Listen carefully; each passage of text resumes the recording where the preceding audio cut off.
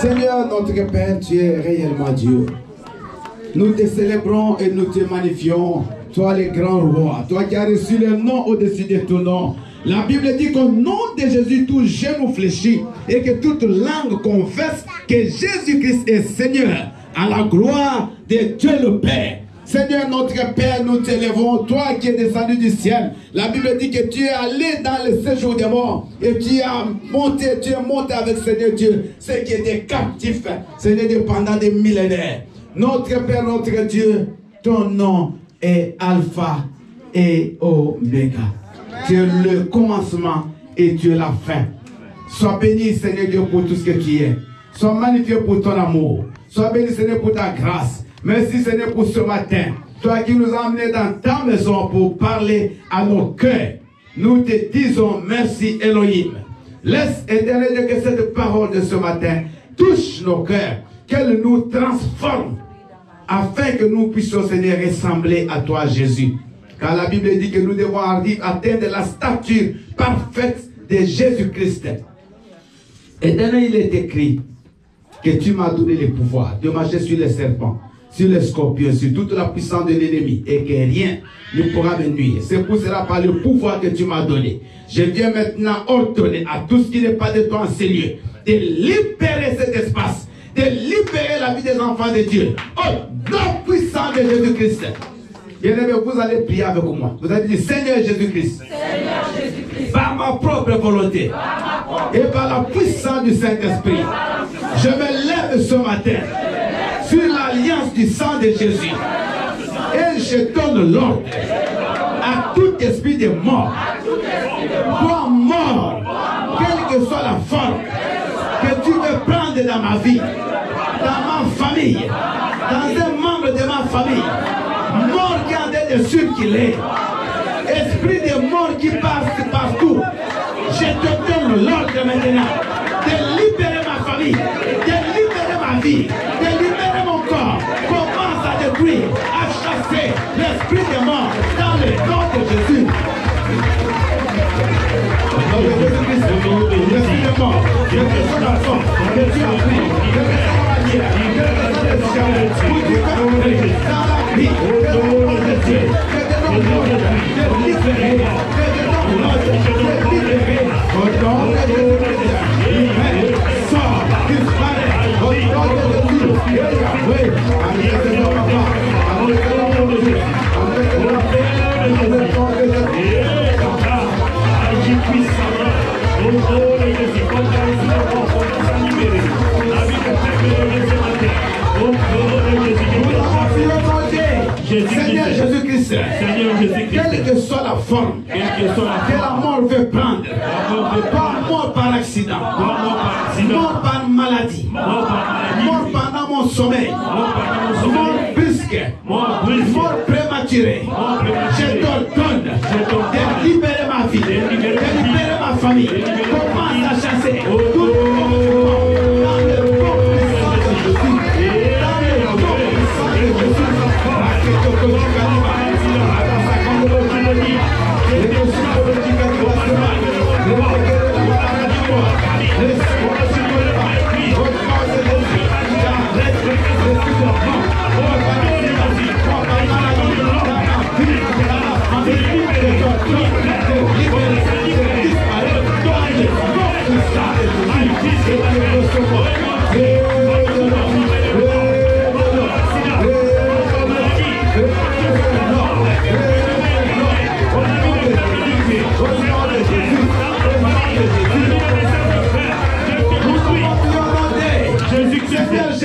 Seigneur Jésus, je déclare que ni moi, ni un membre de ma famille ne mourra avant le temps marqué par Dieu.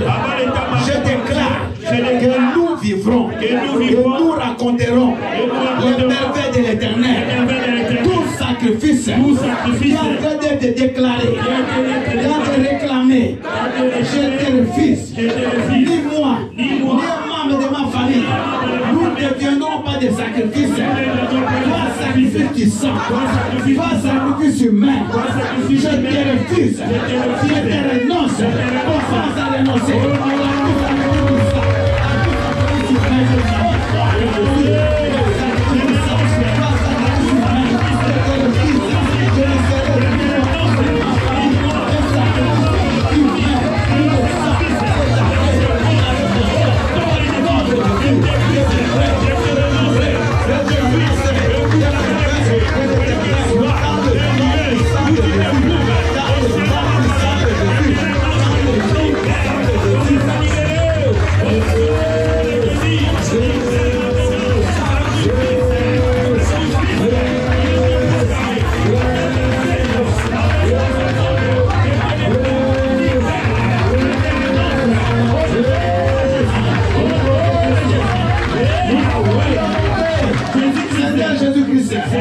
Je prends le marteau de l'esprit. Je commence à briser tout cercueil qu'on a construit, qu'on a commandé pour ma vie. Je le casse. Tout tombeau, je le détruis. Non puissant de Jésus, je brise, je détruis tout tombeau, tout cercueil dans le nom de Jésus-Christ. Je déclare que je n'entrerai pas ni dans un tombeau, au nom puissant de Jésus-Christ, que le sang de Jésus couvre ma vie, me sanctifie, me purifie. Et je déclare que dans la prison, on avait enfermé ma vie, pour que je puisse mourir. Cette prison maintenant est vide, car je suis sorti, je suis libre, je vivrai, ma famille vivra, mes parents vivront, mes enfants vivront. Nous allons vieillir dans ce monde pour contempler les merveilles de l'Éternel. Nous avons pu honorer Jésus-Christ. Alléluia. Il est vivant. Il est ressuscité. Je vous prie de vous asseoir. Amen. Alléluia. Bien-aimé, ce qui est révélé est condamné. J'ai vu beaucoup de rêves sur la mort, mais ça ne vous arrivera pas. Ça ne vous arrivera pas. Amen. Moi, je refuse d'enterrer un membre de mon église. Amen. Alléluia. Amen. Que le Seigneur soit loué. Est-ce que tu peux dire bonjour à ton frère ou à ta sœur, s'il te plaît?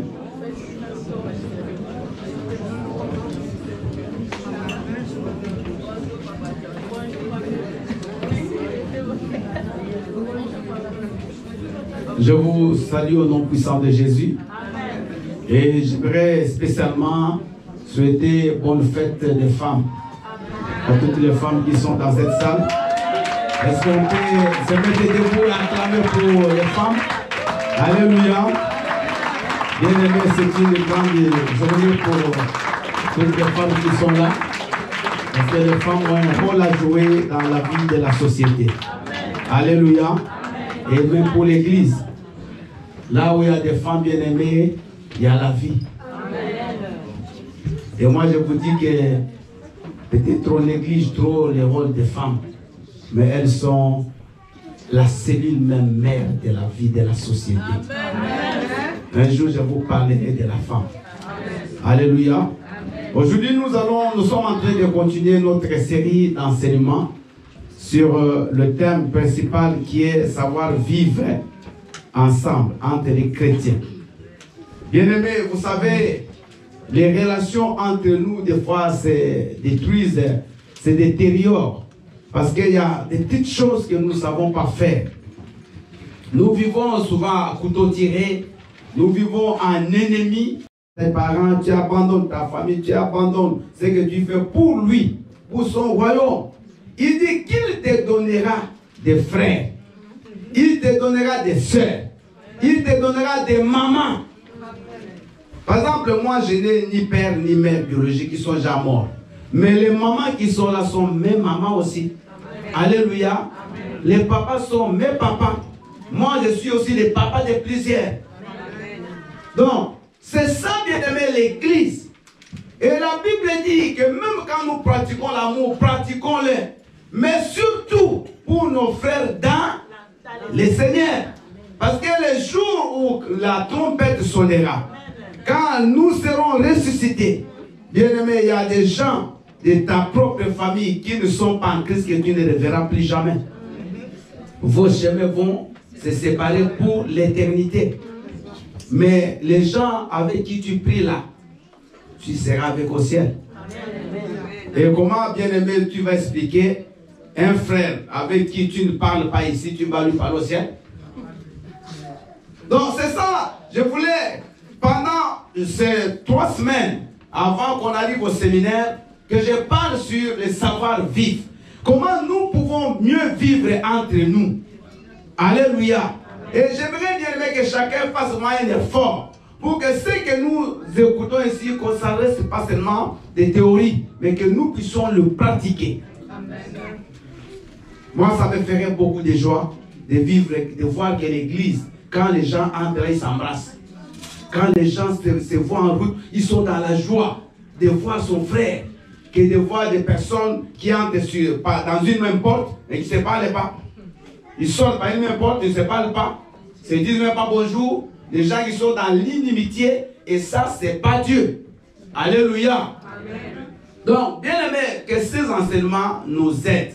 La fois passée, nous avions parlé de enlève d'abord la poutre qui est dans ton propre œil, avant que tu cherches d'enlever la paille qui est dans l'œil de l'autre. Parce que c'est ça le grand problème. Nous voyons plus les erreurs des autres.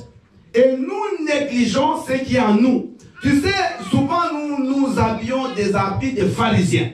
Nous sommes plus les gens qui condamnent les autres. Nous ne voyons pas souvent ce que nous faisons du mal. Mais nous voyons facilement le mal que les autres font. Et c'est ça qui nous empêche de nous repentir.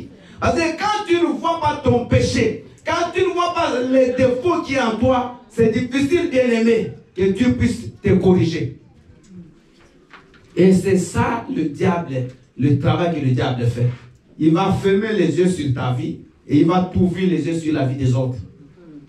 Nous avons parlé de ça longuement le dimanche. Qui es-tu pour juger l'autre? Qui t'a mis comme sentinelle, comme juge? Parce que le juste juge, il vient bientôt.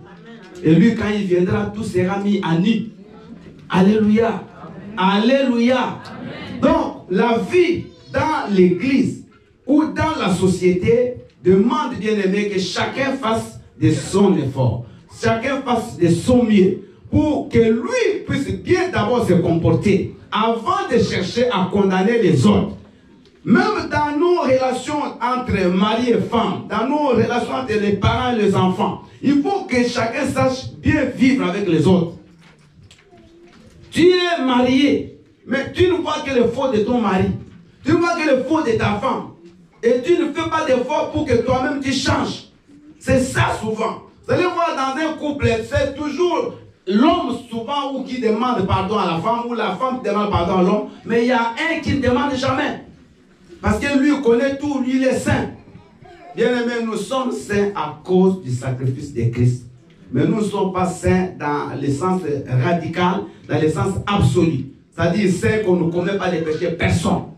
Jésus-Christ, on lui dit, bon maître, il dit, mais pourquoi tu m'appelles bon? Il parle en tant que non.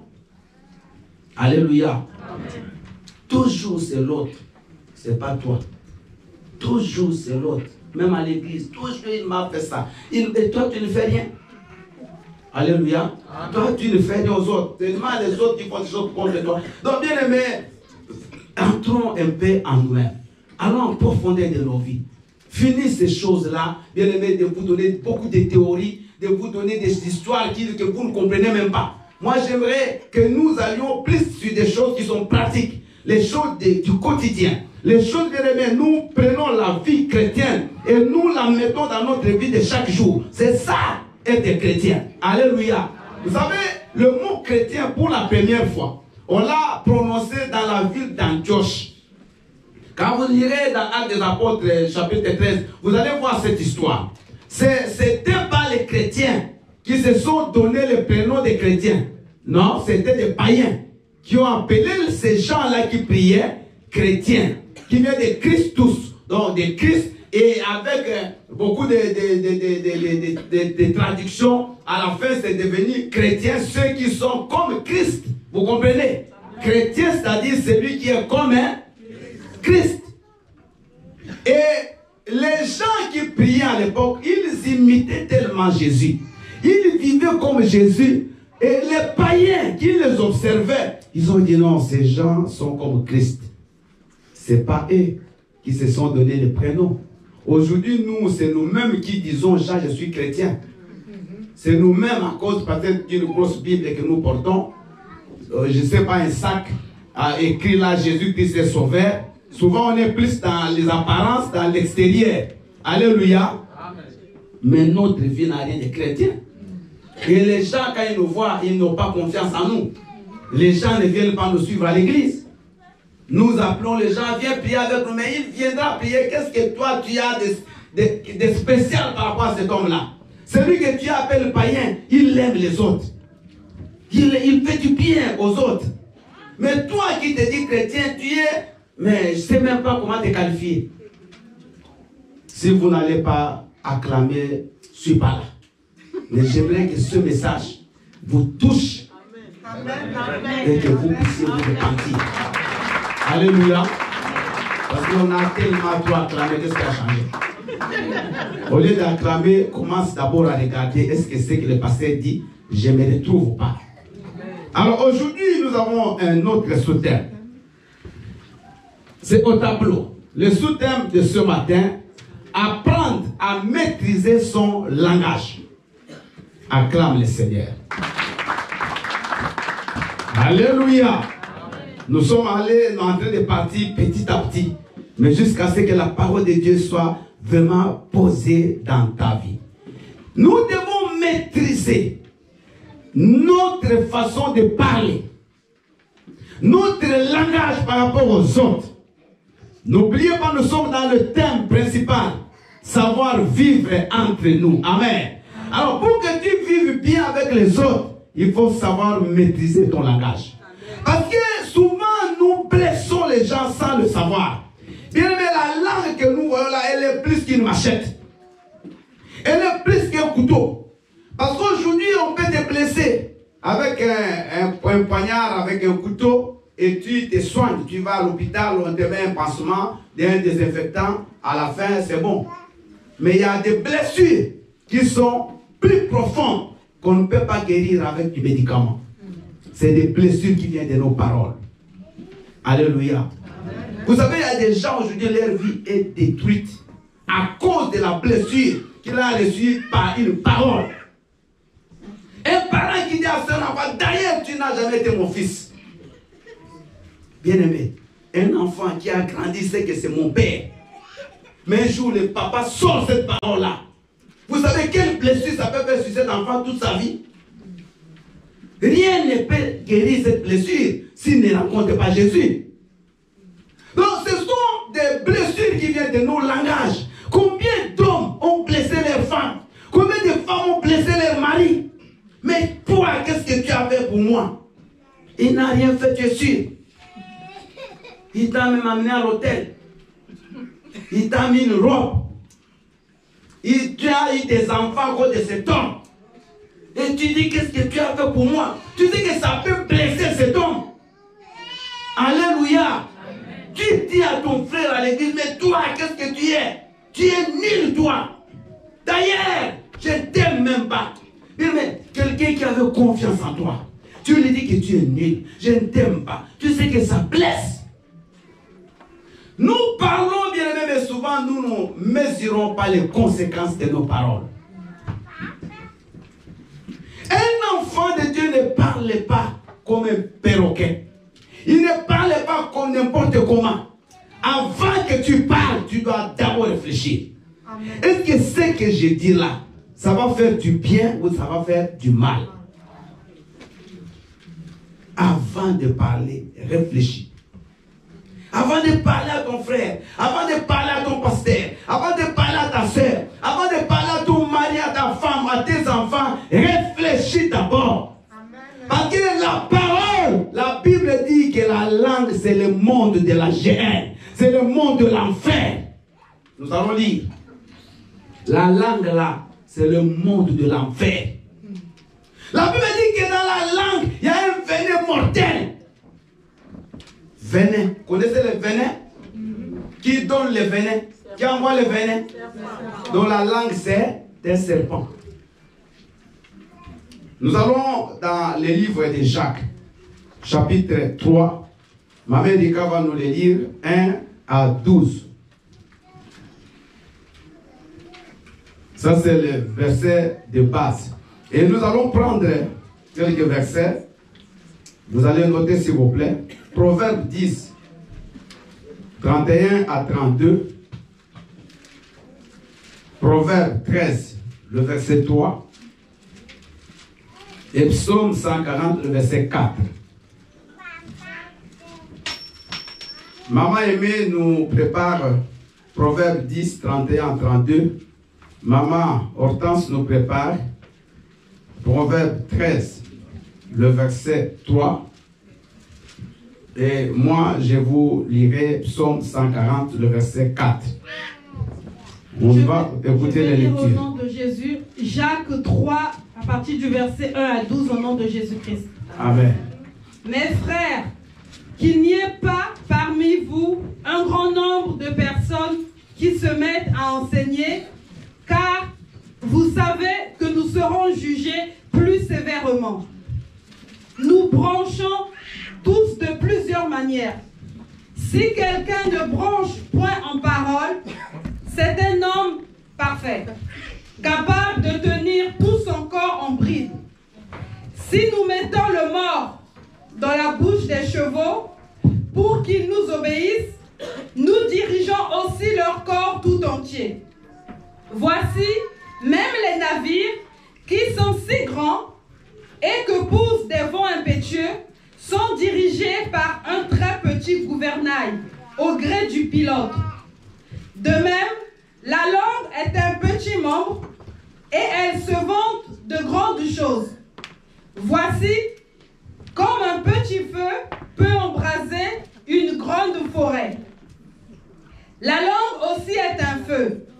C'est le monde de l'iniquité. C'est le monde de quoi? L'iniquité. C'est-à-dire du péché. Allez-y, maman. La langue est placée parmi nos membres, souillant tout le corps et enflammant le cours de la vie, étant elle-même enflammée par la géhenne. La géhenne, c'est l'enfer. Toutes les espèces de bêtes et d'oiseaux, de reptiles et d'animaux marins sont domptés et ont été domptés par la nature humaine. Mais la langue, aucun homme ne peut la dompter. Aucun homme ne peut la maîtriser. C'est un mal qu'on ne peut réprimer. Elle est pleine d'un venin mortel. Elle est pleine de quoi? Un venin mortel. La langue du pasteur ou toutes nos langues à nous tous? Toutes nos langues. Donc même la tienne aussi? Oui. Par elle, nous bénissons le Seigneur notre Père, et par elle, nous maudissons hommes faits à l'image de Dieu. Par la langue, nous maudissons notre frère. Et nous bénissons si Dieu par la même langue. De la même bouche sortent la bénédiction et la malédiction. Il ne faut pas, mes frères, qu'il en soit ainsi. La source fait-elle jaillir par la même ouverture l'eau douce et l'eau amère? Un figuier, mes frères, peut-il produire des olives ou une vigne des figues? De l'eau salée, ne peut-on pas non plus produire de l'eau douce? Parole du Seigneur. Amen. De l'eau salée ne peut pas non plus produire de l'eau douce. Acclamons la parole du Seigneur. Merci, Mme Erika. Mme Aimée, s'il vous plaît. Alléluia. Amen. Je lis la parole de Dieu dans le livre de Proverbes, chapitre 10, versets 31 à 32, au nom de Jésus. Amen. La bouche du juste produit la sagesse, mais la langue perverse sera retranchée. Les lèvres du juste connaissent la grâce, et la bouche des méchants la perversité. Parole du Seigneur. Amen. Merci. Parole du Seigneur. Proverbe 13, 3. Alléluia. Amen. Je lis Proverbe 13, 3 au nom de Jésus. Amen. Celui qui veille sur sa bouche garde son âme. Amen. Celui qui ouvre de grandes lèvres court à sa perte. Celui qui veille sur sa bouche garde son âme. Mais celui qui ouvre de grandes lèvres court À sa perte. à sa perte. Maintenant, je vais lire Psaume 140, le verset 4. Dans d'autres Bibles, c'est le verset 3. Ils aiguisent leur langue comme un serpent. Dis pitié, Seigneur. Ils ont sous leurs lèvres un venin d'aspic. Ils aiguisent leur langue comme un serpent et ils ont sous leurs lèvres un venin d'aspic. Ça, c'est nous, les humains. Bien-aimés, nous avons lu la parole du Seigneur. On a parlé dans Jacques, on explique que la langue, c'est le monde des ténèbres, c'est le monde du péché. On dit que tous les animaux de la terre sont domptés, c'est-à-dire qu'ils sont maîtrisés, même un chien, même un lion, même un tigre, on peut les dompter, on peut le maîtriser, on peut l'éduquer, on peut lui demander de faire ce que nous voulons. Mais il y a quelque chose qu'on ne peut jamais dompter, qu'on ne peut jamais maîtriser, c'est la langue.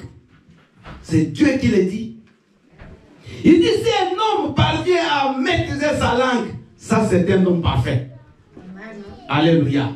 Parce que de la même bouche, nous bénissons le Seigneur. Nous avions, il n'y a pas longtemps, ici, on a passé à un moment d'adoration. Nous avons élevé Dieu avec notre bouche. Mais à la minute qui suivra, ou quand on va sortir d'ici, avec la même bouche-là, nous allons commencer à maudire les autres. Nous allons commencer à insulter les autres. Nous allons commencer à parler mal des autres. Donc la même bouche qui a servi à bénir Dieu, c'est la même bouche qui va servir à adorer le diable, qui va faire l'œuvre de Satan. Et c'est la bouche, bien-aimé, qui crée les désordres entre les gens. Mais la bouche, bien-aimé, elle n'est qu'un instrument. Parce que ce qui sort de la bouche vient du cœur. Avant, pendant le mois de décembre et janvier, j'ai parlé, je crois, pendant tout un mois sur le cœur de l'homme. Pour ceux qui viennent, j'ai demandé qu'on travaille sur le cœur. Bien-aimé, notre bouche, c'est Dieu qui nous l'a donné pour que nous puissions bénir le Seigneur et que nous puissions bénir les autres. Donc la bouche n'a que ces deux rôles, de bénir le Seigneur et de bénir les autres. Dites Amen. Amen. Mais notre bouche ne doit pas servir à maudire les autres. Notre bouche ne doit pas servir à parler mal des autres, à blesser les autres, à dénigrer les autres, à rabaisser les gens. Tu te prends, je ne sais pas pour qui, tu te mets sur un pédestal, tu te prends toujours au-dessus des autres et tu rabaisses toujours les gens avec ta parole, avec ta bouche. Mais qui es-tu pour parler avec moi? Tu ne mets pas à la mesure de ma cheville. Qui te dit? Ta cheville, elle a quelle taille? Alléluia. Ça, c'est de l'orgueil. Pourquoi tu dois rabaisser ton frère? Pourquoi tu critiques l'autre? Pourquoi au lieu que ta bouche serve à bénir le Seigneur, tu dois l'utiliser pour parler mal des autres? Bien aimé, nous parlons trop mal. Notre bouche ne bénit pas presque le Seigneur. Quand nous sortons, quand nous sommes au téléphone, c'est toujours les noms des autres. C'est toujours les critiques. C'est toujours le dénigrement. Tu as vu cette sœur-là? Elle, mais qu'est-ce qu'elle croit? Mais elle est rien.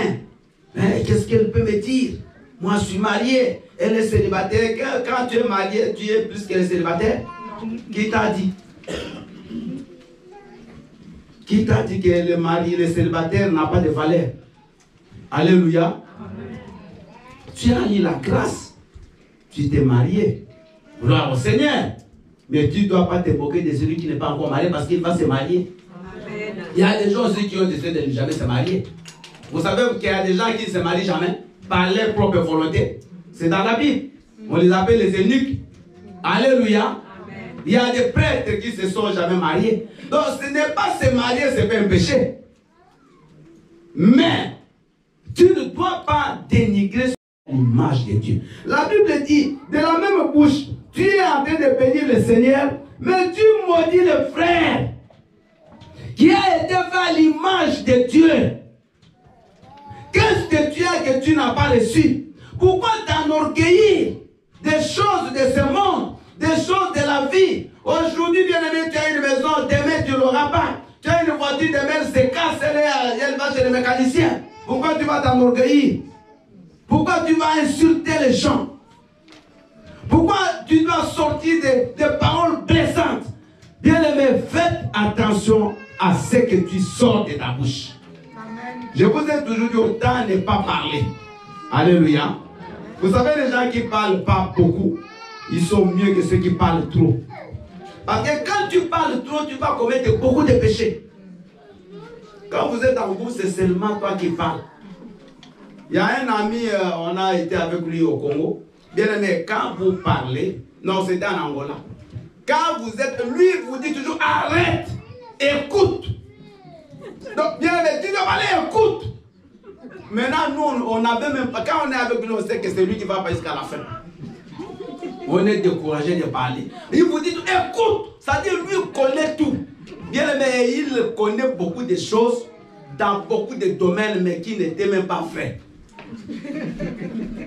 Maintenant, on commençait à l'éviter. Parce qu'on sait qu'on ne va pas parler, c'est lui qui va toujours parler. Écoute aussi les autres. Parle moins. Parce que la langue, là, il y a un venin mortel. Quand on dit mortel, ça dit que quand ça te pique, tu meurs. Je vous ai dit que beaucoup de gens sont morts. Même si vous les voyez là, ils sont vivants physiquement. Mais dans leur âme, ils saignent. Dans leur âme, ils sont morts. À cause d'une parole qu'on lui a adressée. Un enfant qui dit à ses parents, qu'est-ce que tu as fait pour moi? Maman, tu peux dire ça? Un enfant, tu peux dire à ta mère, qu'est-ce que tu as fait pour moi? Il y a des papas qui ont abandonné les enfants, qui ne sont jamais occupés de ces enfants, même pas les mamans. Alléluia. Je parle un peu des mamans. Beaucoup d'hommes ont abandonné les enfants. Même, mais je vous dis vrai, beaucoup d'enfants ont grandi chez leur maman que chez les papas, n'est-ce pas? Ce n'est pas quelque chose de honte. Cette maman-là qui t'a porté 9 mois dans son sein. Quand tu étais bébé, tu as fait des saletés. Elle enlevait avec ses mains. Elle a même aspiré les rhumes qui étaient bloqués dans ton nez avec sa bouche. Elle a fait ça.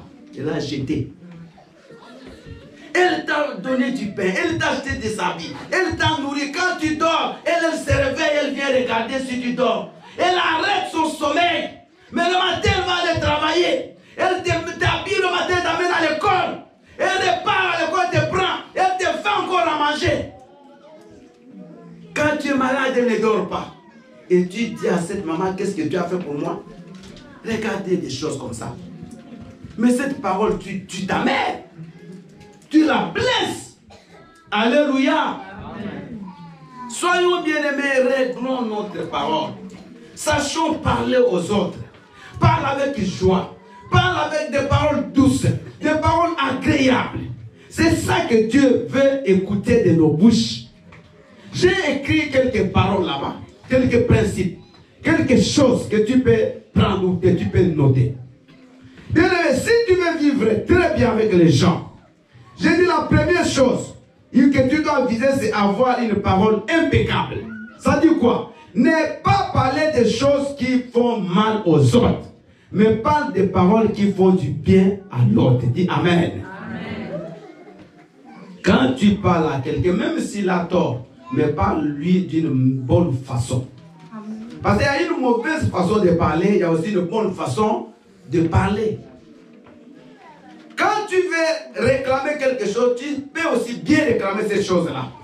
Mais pourquoi il y a beaucoup de querelles? Pourquoi il y a des disputes? Pourquoi il y a des bagarres? Parce que la parole, tu parles à quelqu'un mais tu parles mal.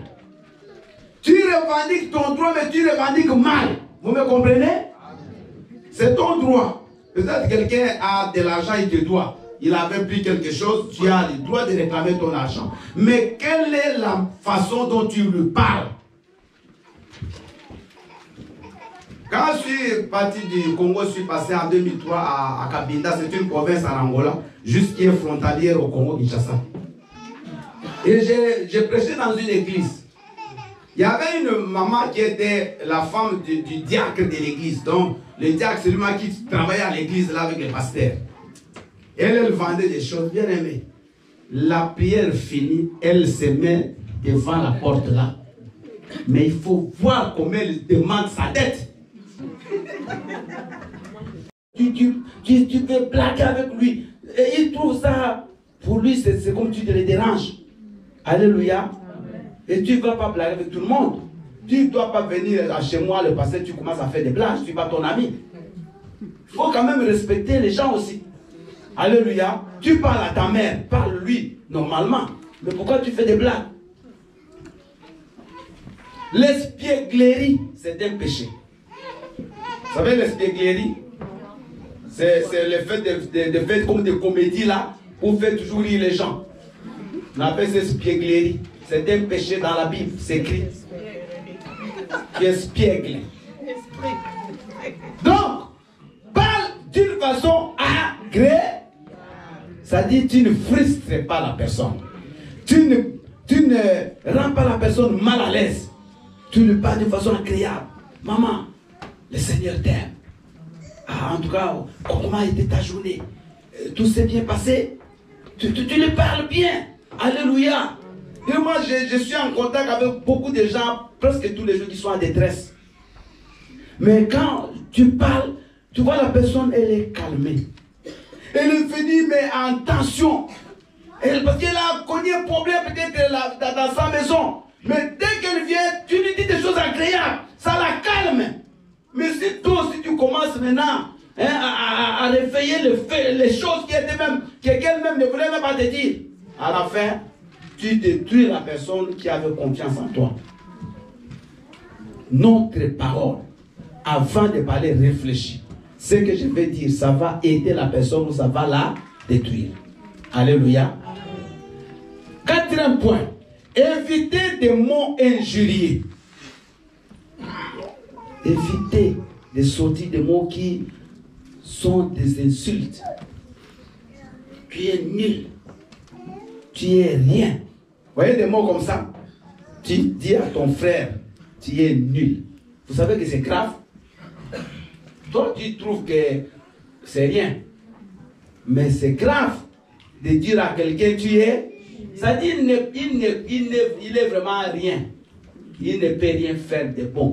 Quand tu dis à ta femme, tu es nul, ça dit qu'elle ne peut rien faire de bon. Non, maman, papa, tu ne peux pas dire à ta femme ou à ton mari, tu es nul.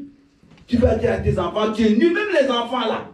Quand tu lui dis tu es nul, mais tu détruis ton enfant. Parce que ce que tu lui dis, même quand il sera à l'école, il va se considérer aussi qu'il est. Alléluia. Amen. Alléluia. Amen. Ne dis jamais à ton chef, tu es nul. D'ailleurs, regarde sa tête. Regarde sa bouche. Regarde ses oreilles. Dans la tête comme son père. Mais tu insultes ton mari. Alléluia. Amen. Surtout les mamans. Elle aime dire aux enfants comme ça. Regarde sa tête comme son père. Mais le père, sa tête, là, pourquoi tu l'as aimé avec cette tête? Alléluia. Alléluia. Ne dis pas ça. Regarde. Mais toi, tu manges comme un bouffon. Tu manges comme un, je ne sais pas quoi, comme un éléphant. Non. Vous voyez, pour toi, peut-être c'est une blague. J'ai parlé de blagues là. Mais il y a des blagues qui ne passent pas chez tout le monde. Vous le savez? Il y a des gens qui n'aiment pas de blagues. Donc, ne dis pas de gros mots. Aujourd'hui, notre société, elle va mal. Les enfants, je ne sais pas où ils apprennent. Moi, je travaille à l'école avec des enfants bien aimés, mais tu règles des conflits du matin au soir. Des enfants, ils te disent des choses. Un enfant de 6 ans, tu ne sais pas où il a appris ça. Mais des paroles, tu ne peux pas supporter. Des enfants. Les enfants que vous voyez là à l'école, je ne sais pas ce qu'ils disent. Je ne sais pas où est-ce que vous apprenez ce que vous allez dire là. Je vous dis vrai. Moi, je travaille avec les enfants, ça fait 5 ans. Alléluia. Alléluia. Même les 4 ans là, ils disent des paroles, mais vous ne comprenez pas où est-ce que cet enfant a pris ça. Je ne sais pas si ils apprennent ça dans leur famille ou peut-être à l'école avec leurs amis, mais il y a des paroles qu'on ne doit pas dire. Dis Amen. Amen. Il y a des langages qu'on ne peut pas sortir. Des insultes, ça ne peut pas sortir de la bouche d'un chrétien. Un chrétien n'insulte jamais. Un chrétien peut parler sur un qualificatif, mais il ne doit pas insulter. Par exemple, Jésus, quand il disait hypocrite, il n'a pas insulté. Il a dit ce qu'ils sont. Vous voyez? Ce n'est pas une insulte. Quand on dit tu es paresseux, on ne t'a pas insulté. Si tu es vraiment paresseux. Mais les insultes, c'est quelque chose qui blesse quelqu'un. Qui touche l'amour propre d'une personne. Qui touche le cœur de la personne. Qui laisse des marques. Vous comprenez? Ça laisse des marques. C'est comme je vous disais, il y a des gens qu'on a rejetés, ça fait 20 ans, mais il a toujours gardé cette cicatrice. Le mari l'a rejeté. Après l'avoir beaucoup aimé, lui avoir donné des promesses. Aujourd'hui, nous assistons au divorce. Des gens, même pour les enfants. Il y a l'homme qui dit l'enfant n'ira pas chez sa mère. L'enfant, donc tout ça, ça blesse les gens. Les langages au tribunal, tu ne vas même pas accepter que ces hommes, ces gens s'étaient aimés. On devient des ennemis devant les juges. On parle mal de l'autre. Je vous donne un conseil. Même si vous êtes séparés avec votre femme ou votre mari, n'allez jamais le dénigrer ou la dénigrer. Il faut avoir un peu de respect. Joseph, il va apprendre que Marie est tombée enceinte. Mais Marie n'avait jamais connu d'homme. Joseph était conscient qu'il n'avait jamais connu Marie. Mais Joseph va dire quoi? Va décider dans... Il suffit bien aimer les péchés qui sont connus. Mais les péchés qui sont cachés, c'est le pire même de ce qu'on connaît. Amen. Alléluia. Amen. Moi, je préfère une personne qui vit sa vie normale. Tout le monde sait ce qu'elle fait. Amen. Parce qu'on peut l'aider en prière. Amen. Que la personne qui est hypocrite, qui cache les choses. Amen. Alléluia. Amen. Tout le monde l'appelle sainte, mais une sainte diabolique. Vous voyez les deux mots, je les ai associés. Sainte et diabolique. Alléluia. Amen. Ça passe pas, on dirait. Ça c'est bien. Bien aimé, juste qu'on va continuer comme ça. Il faut qu'on plaire. Il faut qu'on change. Il faut que demain tu sois un chrétien vrai. Alléluia. Que tu ne sois pas quelqu'un qui, quand on t'appelle pour critiquer, que maintenant quand on va t'appeler, maman arrête. On commence à dire ça. Maman, prions pour la personne. Amen. Je ne veux plus écouter. Alléluia. Tu t'arrêtes là. Tu vas voir, les gens vont commencer à te fuir. Amen. Moi là, j'ai décidé, si tu viens critiquer quelqu'un, et dis c'est vrai, ok, je vais appeler la personne là. Donc je vous le dis aujourd'hui. Si tu viens critiquer quelqu'un chez moi, je ne vais pas dire, c'est pas grave, je vais écouter. Après, j'appellerai la personne et je t'appelle toi au bureau voter. Répète-moi ce que tu m'as dit quand tu étais seul. C'est comme ça que je veux commencer à fonctionner. Je ne veux pas écouter les choses des gens. Alléluia. Donc, si tu veux me parler, sache bien que je vais te confronter avec l'autre personne. Et tu diras ça devant la personne là. Vous avez compris? Donc, ne commentons pas les péchés des autres. Sixième point. Évitez le commérage. Le commère. Vous connaissez le commérage? C'est quoi? Songi, songi, chez nous à Lingalo, on appelle ça. Songi, songi. Ma mère, c'est quoi un sango? Ena. Maman, Begre. Le papato. Amen. Alléluia. Chacun dans sa langue, il a compris. Commérage. Toujours comme ça. Est-ce que tu as vu? Tu as entendu? C'est toi. Tu circules partout. Alléluia. Tu parles. Mais on n'entend pas ta voix, mais tu parles trop. C'est toi le porte-parole. Quand il y a quelque chose à l'église, mais bien aimé, à la minute, tout le monde est au courant. Comme mère. Évite-les. On n'a même pas encore présenté ces couples-là, mais toi, tu as déjà dit à tout le monde. Je dis, pourquoi vous ne savez pas? Moi, je connais. Ils sont en couple. Mais qui t'a dit? Même les pasteurs n'est pas au courant. Mais toi, tu es au courant avant même les pasteurs. Alléluia.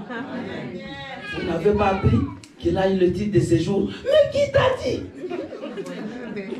Commère.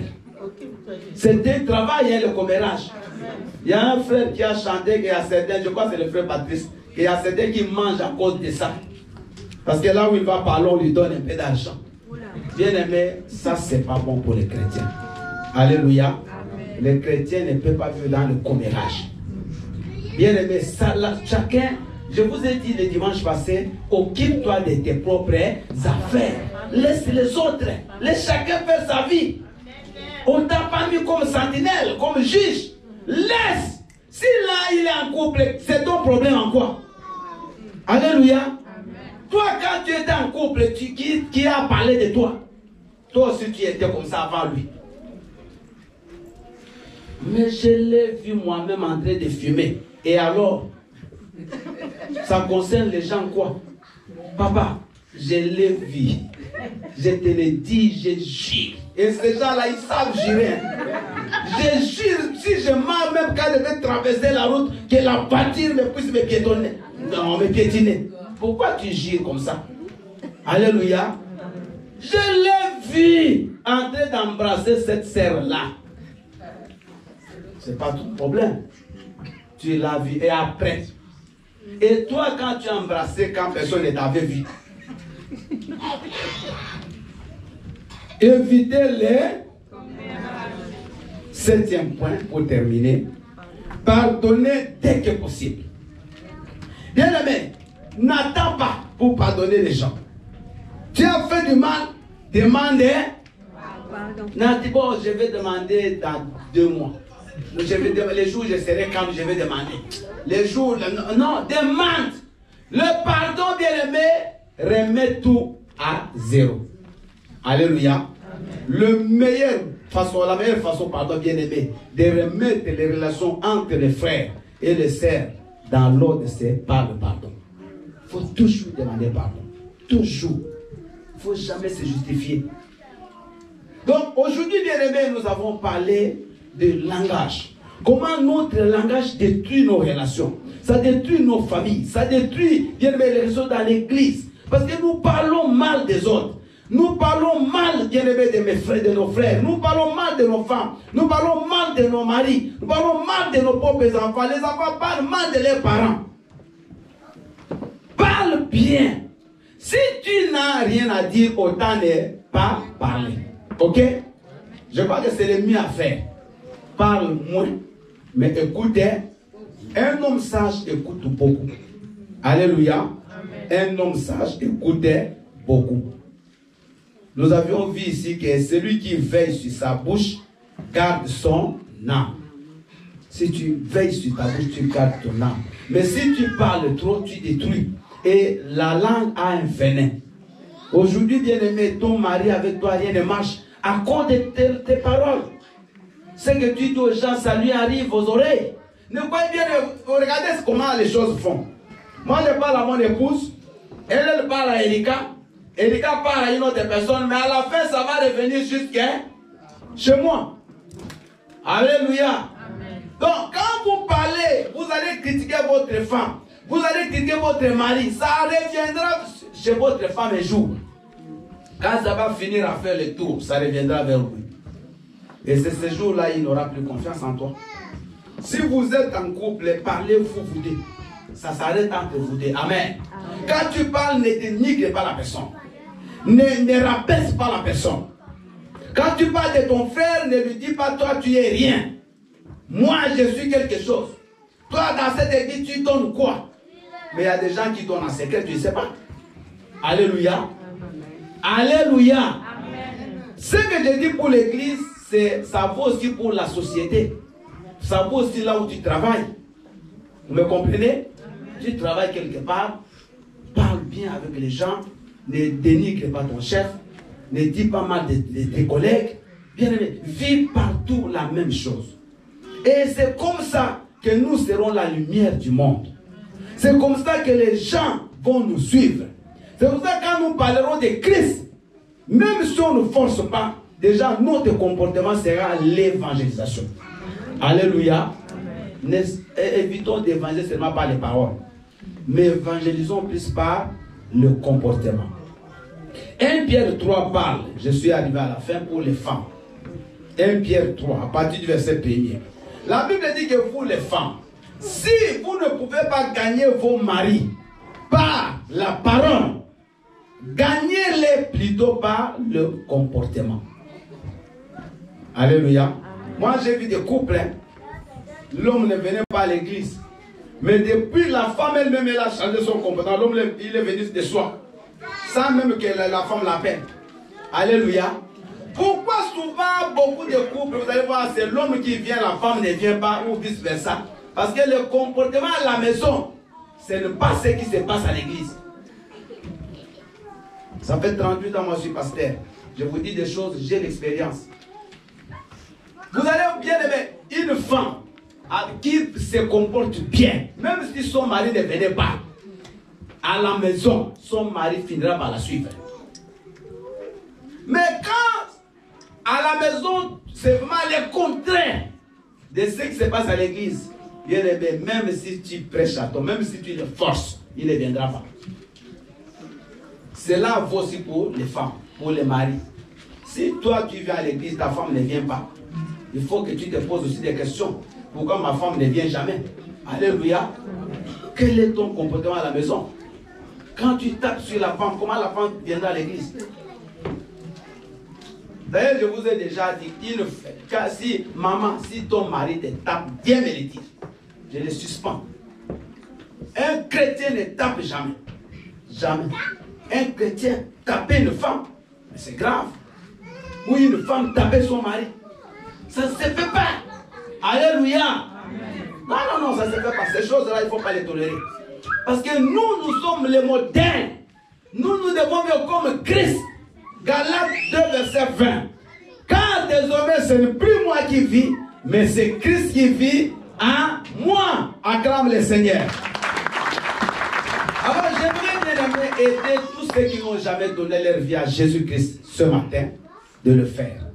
Si Jésus-Christ n'est pas encore devenu ton Seigneur ni ton Sauveur, tu vas faire cette prière après moi ce matin pour rappeler Jésus qu'il vienne, qu'il entre dans ta vie, qu'il habite en toi. Vous allez tous fermer les yeux s'il vous plaît.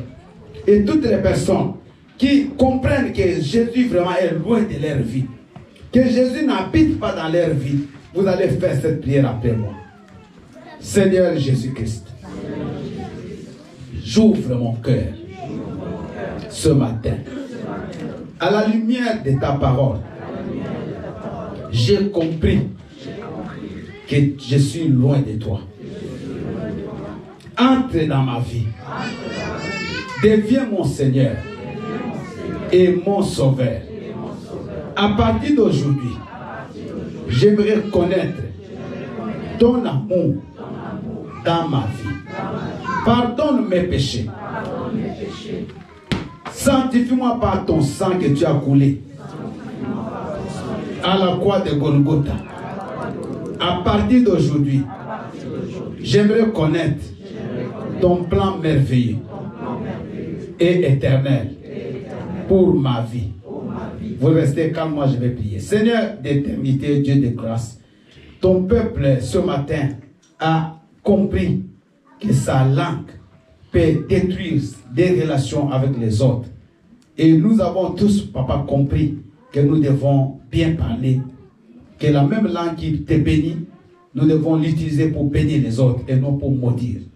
Tu nous as parlé que nous devons éviter le commérage, éviter des sorties de paroles blessantes, des paroles injurieuses. Tu nous as demandé d'éviter le commérage. Seigneur Dieu, que ces choses que nous avons écoutées ce matin, nous puissions les vivre et les pratiquer toute notre vie. C'est comme ça que les gens nous appelleront les véritables enfants de Dieu. Souviens-toi de ceux qui ont reçu Jésus ce matin et que leur vie, Seigneur Dieu, ne soit plus la même. Dans le nom puissant et précieux de Jésus, qui est notre Seigneur et Sauveur, tous disons Amen. Amen. Alléluia. Que le Seigneur bénisse sa parole.